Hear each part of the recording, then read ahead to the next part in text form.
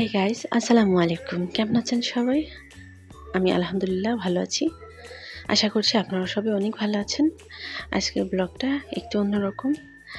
আজকে হচ্ছে কি, এটা হচ্ছে সকালের ভিডিও। সকালবেলা আমি দুন্দুল ভাজি করেছিলাম, মাছ ভাজি করেছিলাম। এটা দিয়ে আমরা খাওয়া দাওয়া করেছি। আর এইখান থেকেই যতটুকু ছিল ওটা দিয়ে আমরা দুপুরটা চালিয়ে নিয়েছি, কারণ আমরা বিকেলে একটু ঘুরতে যাব। আর এটা হচ্ছে শনিবারের ব্লগ। আশা করছি আজকে ভিডিওটা আপনাদের কাছে ভালো লাগবে। আপনারা কিন্তু আমার নতুন ভিডিও হিসেবে কেউ কিন্তু সাড়া দিচ্ছেন না। আপনারা যদি সাড়া না দেন আমি কিভাবে আগ্রহ পাবো বলুন তো? তাই আপনারা সবাই আমাকে একটু সাপোর্ট করবেন, এই আমার আশা। আশা করছি আমার এই আশাটা আপনারা আমাকে নিরাশ করবেন না। তো যাই হোক, কথা বলতে বলতে কিন্তু আমার ভাজিটা মানে বাগার দেওয়া হয়ে গেছে। আর এই যে তেলাপিয়া মাছ, যেহেতু সকালের খাবার ওইরকম আর ভারী করিনি, আর এখান থেকে যতটুকু ছিল ওটা দিয়ে আমরা দুপুরটা চালিয়ে নিয়েছি। তো দুপুরের পরে আমরা একটু রেস্ট নিয়ে তারপরে এসেছি পদ্মায় ঘুরতে। পদ্মার ওপারে একটা ভালো একটা রেস্টুরেন্ট হয়েছে, ওখানে যাব। তো তার আগে হচ্ছে আমরা এপার থেকেই, যেহেতু এখনও দিনের আলো বেশ আছে, তখন কিন্তু 5টা বাজে, কিন্তু দেখতে মনে হচ্ছে পুরো দুপুর। অনেক রোদ ছিল, যেহেতু গাছ নেই সেজন্য।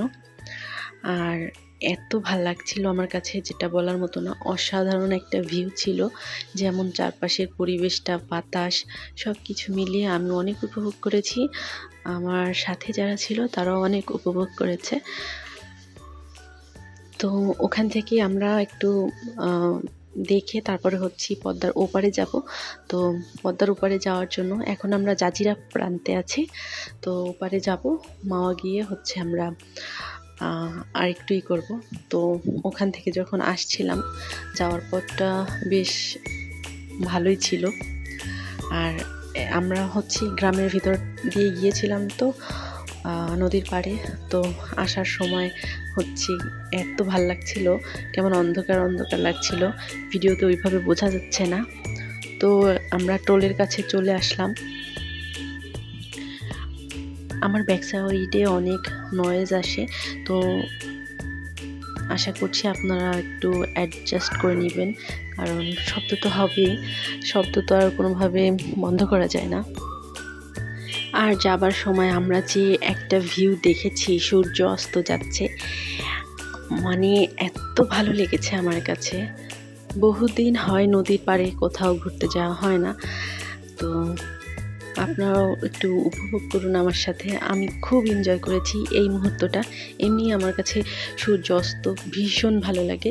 যেখান থেকেই সূর্য অস্ত দেখা যায়, আমি সেখান থেকেই সময় পেলে আমি সূর্য অস্ত দেখার চেষ্টা করি। তো এটা একটু স্পেশালি ছিল, পদ্মার বুকে যখন সূর্যটা ডুবে যাচ্ছিল, দেখে একেবারে মনটা ভরে গিয়েছিল।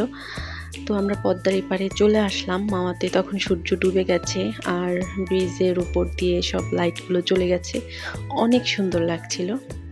তো ওখান থেকে কিন্তু আমরা রেস্টুরেন্টে চলে আসি। তো রেস্টুরেন্টের ভিউটা এত সুন্দর, কিন্তু আমার ভীষণ লজ্জা লাগছিল, কেউ ভিডিও করছে না।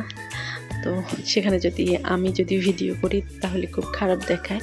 আর হচ্ছে আমার হাজব্যান্ডের বন্ধু গিয়েছিল সাথে, তার ওয়াইফ গিয়েছিল সাথে, তাই একটু আনইজি ফিল করছিলাম। তাদের সাথে এর আগে কখনো ঘুরতে যাওয়া হয়নি। এটা হচ্ছে বাইরে থেকে দেখতে এমন লাগে, ভিতরটাও অসাধারণ সুন্দর, অনেক অনেক অনেক সুন্দর ভিউ। তো আমরা একটু হোটেলটা ভালো করে ঘুরে দেখছিলাম, চারপাশটা উপর থেকে ভিউটা দেখতে কেমন লাগে সেটাও একটু দেখছিলাম। তো আমরা এখন টপ ফ্লোরে চলে গেছি।